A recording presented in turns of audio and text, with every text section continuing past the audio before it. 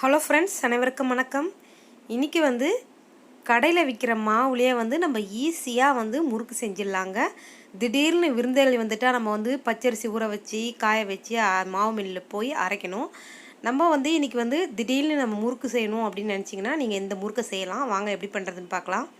First 2 cup பச்சரிசி மாவு எடுத்துக்கோங்க. அதுக்கப்புறம் பார்த்திங்கன்னா 3/4 கப்பு பொட்டுக்கடலை மாவு எடுத்துக்கோங்க. மிக்ஸி ஜாரில் நல்லா நைஸாக அரைச்சிக்கோங்க. நைஸாக அரைச்சி ஜலிச்சு சேர்த்துக்கோங்க. 1/4 டீஸ்பூன் பெருங்காயம், 1/2 டீஸ்பூன் சீரகம், 1/2 டீஸ்பூன் தனி மிளகாய் தூள் சேர்த்துட்டோம். இப்போ தேவையான அளவு உப்பு சேர்த்துக்கலாம். ஒரு தடவை கலந்து விட்டுட்டு நெய் நான் சின்ன டீஸ்பூனில் போட்டிருக்கேன் 2 டீஸ்பூன் அளவு. நீங்கள் பெரிய டீஸ்பூன்லேயே 1 டீஸ்பூன் அளவு சேர்த்துக்கலாம்.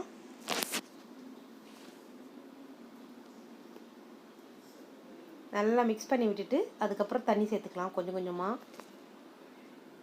கடாயை ஒரு பக்கம் காய வச்சுருங்க.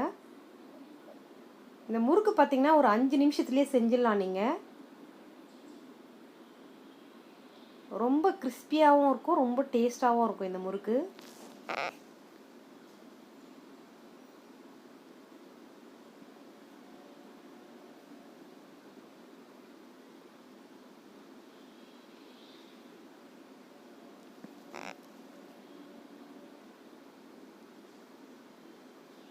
பிசைஞ்சாச்சு.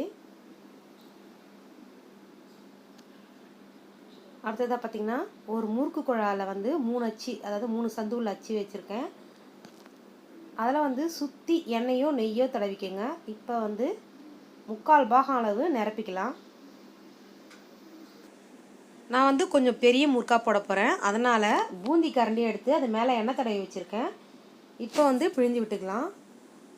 நம்ம ஜல்லி கரண்டிலையும் பிழிஞ்சு விட்டுக்கலாம். அப்படி இல்லை டிஃபன் பாக்ஸ் இருக்குது பார்த்திங்களா, அடிபாகம் திருப்பி போட்டு எண்ணெய் தடவிட்டு அது மேலேயும் பிழிஞ்சு விட்டு இந்த மாதிரி போட்டு எடுத்துக்கலாம். ஸ்டவ்வை மீடியம் ஃப்ளேம்லேயே வச்சுருங்க. ஹை ஃப்ளேமில் வைக்கக்கூடாது முறுக்குக்கு. அப்புறம் மேலே கிறிஸ்பியாகிடும், முள்ளுக்கு மாவாகவே இருக்கும். அதனால் மீடியம் ஃப்ளேமில் வச்சுக்கோங்க.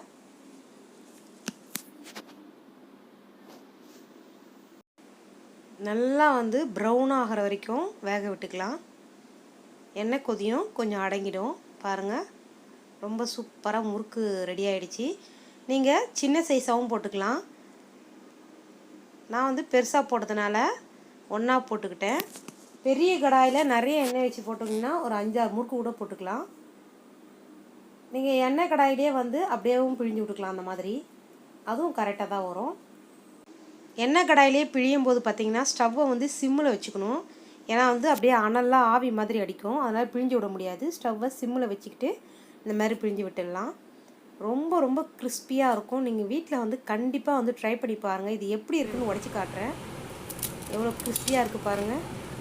குழந்தைங்களாம் ரொம்ப விரும்பி சாப்பிடுவாங்க. ரொம்ப காரமும் கிடையாது, ரொம்பவும் சூப்பராக இருக்கும். நீங்கள் வீட்டில் கண்டிப்பாக இந்த ரெசிபி ட்ரை பண்ணி பாருங்கள்.